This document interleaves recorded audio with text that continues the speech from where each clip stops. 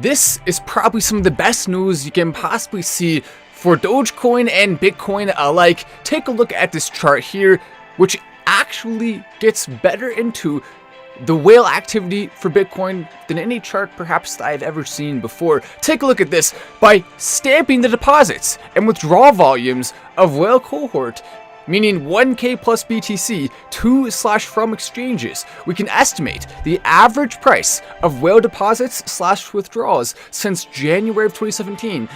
And this whale cost basis is currently around 15.8K, which strongly suggests that right now, the lowest we can see Bitcoin go would be around 16K. And that even is a stretch, because you have to imagine, with that being the average cost basis of the biggest whales, they're going to want to be buying anywhere close to that number, which is one of the reasons why that 21K prediction I made a long time ago for Bitcoin staying around the area is something I still stand very strongly by. If it does fall down to 16K, it will not stay there too much longer. So the downside here of buying cryptocurrency is you could lose around 25%, but the upside is you could gain hundreds of percentage points. So at this point, it is such a strong buy for both Dogecoin and Bitcoin, because Dogecoin following a very similar pattern here, that you cannot deny it. You just have to go with the roll.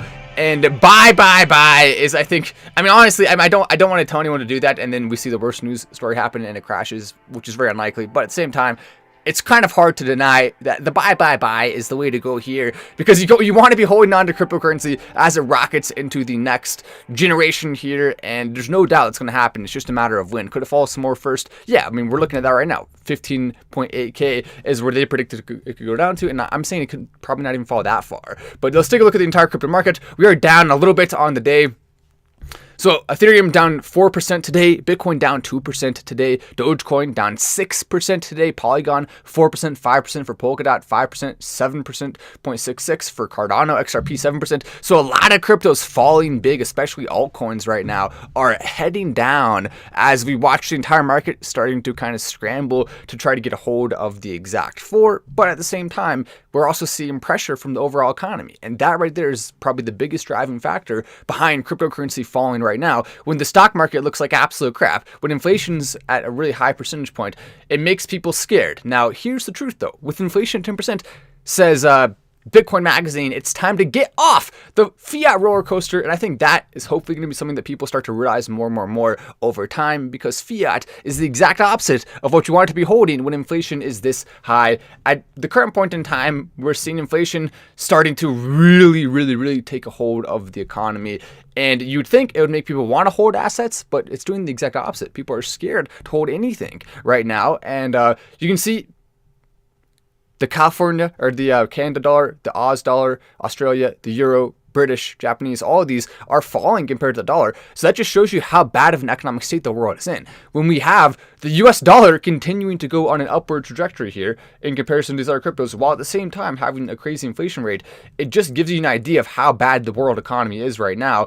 What we're going to potentially see here is an entire economic crash across the globe that is unrivaled, that we've never seen before, that could lead to production levels being at their lowest point in decades, potentially. So scary stuff here. Now, could robots play a role in preventing this from the future? Absolutely. And perhaps you could even buy those robots with Dogecoin, thanks to Elon Musk. So then, there's a couple silver lines here. We're not going to say all doom and gloom, but at the same time, it's definitely very negative to see this.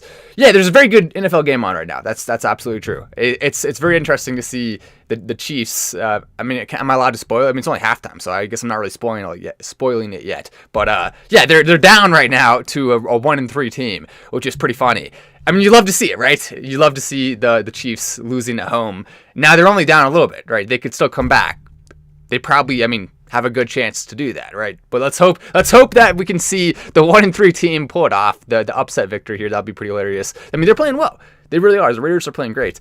A little bit of help from the refs at the end there, but they're still playing good. The hedge fund had taken a hit from the collapse of cryptocurrencies Luna and Terra USD, both coins developed by Terraform Labs, which was incorporated by Singapore. Terraform Labs founder Tking is currently wanted by South Korean police. This is an excerpt from this article here. Coinbase giant, crypto giant Coinbase, gets Singapore license. So we now are seeing Coinbase starting to come in and fill some of the void of some of these Singapore exchanges that have been going out of business in large part due to what happened with Dogecoin. So crazy stuff happening right now with Singapore, and hopefully we do see Coinbase able to reactivate and save some of the energy there, but you know, it's not guaranteed. There's a lot of turmoil right now. Elon Musk and Twitter also, you may not know this, came close to a $50 per share deal. I wish it had happened, but Elon Musk, even though he was close to it, it didn't end up happening, and the reason why is because he did not like some of the things they were pushing forward. That response, it represented a roughly 8% discount for Musk. The savings of $3.3 billion from his original $44 billion offer. Other prices were discussed according to reports,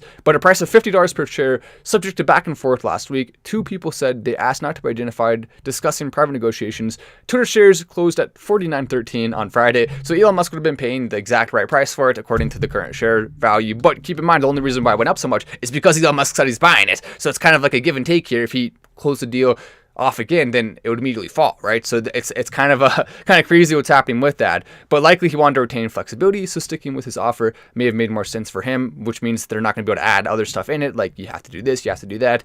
A lot of nonsense and shenanigans, which is a word I just made up, shenanigans. I actually like that word. It's a great word. I'm going to start using that now. So on with the shenanigans to greater things here. Crypto investment firm Blockwater Technologies defaults on DeFi loan.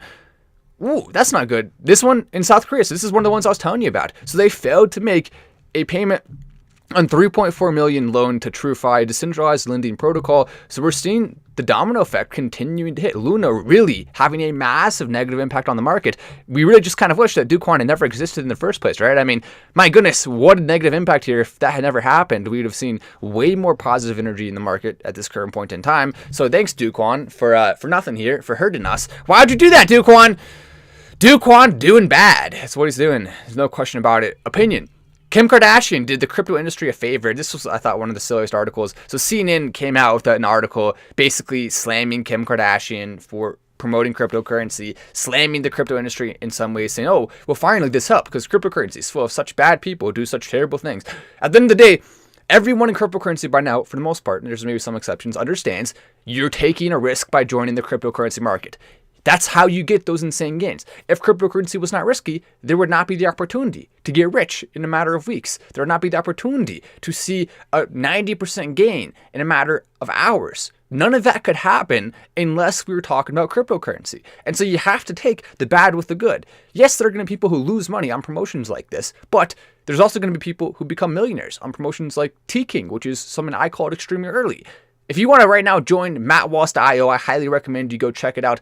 MattWallace.io. We have two big things coming. The first one is a big giveaway of a coin that I think has some nice potential that could go up a lot, especially over the coming months as Dogecoin starts to rebuild some energy. But this one not related directly to Dogecoin still, though. I think it's a cool project. They're doing a massive giveaway to our community, so to participate in that giveaway, you're going to want to join MattWallace.io. Also, perhaps even more significant for the long-term future of the community, we have a mining opportunity like nothing you have ever seen before. So come ahead, join MattWallace.io. You're going to want to be a part of it. Imagine 25% yearly. That's pretty dang good for returns. For life, potentially, who knows? There's a lot of different possibilities on the table here for how this could go. Could be less, could be more. Anything could happen, but this is going to be a huge opportunity that you're absolutely not going to want to miss. I'll be directly reaching out to you if you're part of the community, and we're going to get this thing up and running like crazy. Portugal to tax crypto gains in next year's budget plan. Come on, Portugal, you're doing so well.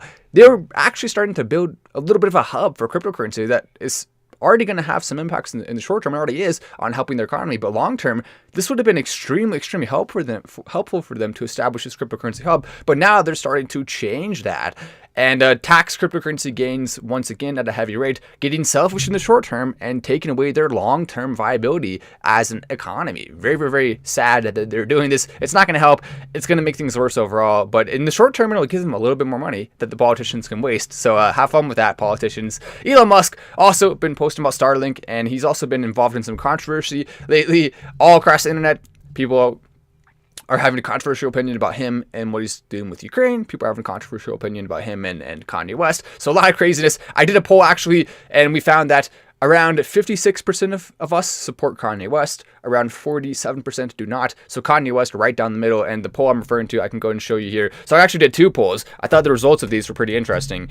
Let's go and find Matt Wallace here. That's him right there. Look at that. Matt Wallace. Let's see if we can find it.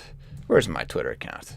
There we go. There's Matt Wallace. Okay, so here's the two polls I did. The first one, what do you think about Elon Musk 62% said genius, 20% said I like him, meaning an 83% approval rate for Elon Musk overall, accounting both of these as the approval column. Then we scroll down and we see Kanye West, way more controversial. So I'm gonna have to refresh here because Twitter is very annoying if you look at it on the computer, but whatever. Well, we'll make it work. Kanye West, he ended up having, if it'll even let us look at it, it's so annoying. Oh my God, I hate having to log in every time just to do this. Come on, Twitter. But yeah, I mean, I can tell you what it is. It was the same poll for Kanye West, and he had approximately 56% of people, or 53%, like I said, who are supporting him. Most of them said the most popular answer was genius. The second most popular answer was idiot. So pretty funny. I mean, a very wide range of opinions. He's either a genius or an idiot, and it's like split down the middle. I guess it just depends on what your views are on different world issues, but kind of crazy that someone can be that controversial and get that popular at the same time. We'll hopefully see a continuation of the drama because it's very entertaining. But if you bought Emacs tokens at 95% down from when Kim Kardashian promoted it, oh my gosh. I mean, I already talked about this article a little bit yesterday, but it's just, I mean, it's kind of funny. I mean, I will say, like, as much as I'll say Kim Kardashian, at the end of the day, she's allowed to promote cryptocurrencies. If she had promoted more and actually done more research, maybe she could have found some good ones for people. But the truth is, she didn't do that. She didn't do the research. She only did it one time. She didn't understand what she was promoting. And that's why it's detrimental to do that. If you have a big influence and you don't understand what you're promoting, you don't have a reason why it's going to go up, then that's a bad idea. So, I mean, she does deserve to be called out. So I don't want to defend her too much. Call her out. But at the same time, don't call it the general principle of it, because it can be a very positive thing if done right. Anyway, I'm Matt Wallace. This is Final Stand, and I'll see you in the next video.